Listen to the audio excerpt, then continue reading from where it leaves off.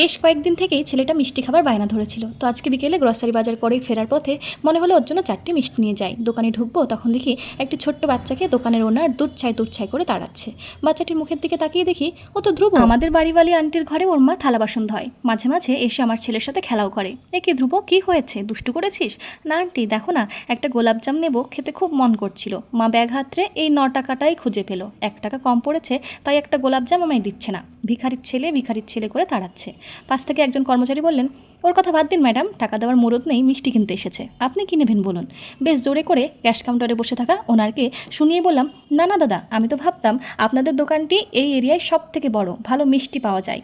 তবে আপনার ওনার যে এত বিক্রি জানা ছিল না, মাত্র 1 টাকার জন্য এই ডেকজি ভর্তি মিষ্টির মধ্যে একটি মিষ্টি বাচ্চাটির সাথে দিতে পারছেন না। এত ছোট লোকই দোকানের মিষ্টি আমাদের হজম হবে না। ওনার তাড়াতাড়ি করে ঝগড়া করতে আসতেই, দেখুন দাদা, আমি কিন্তু সোশ্যাল মিডিয়ায় অ্যাক্টিভ, প্রায় 7 লক্ষ মানুষ আমার চ্যানেলে রয়েছে। একবার যদি ভিডিও করে আপনাদের ব্যবহারটা সোশ্যাল মিডিয়ায় ছেড়ে দিই, আপনাদের কিন্তু সত্যিই ভিখিরির দশা চলে আসবে।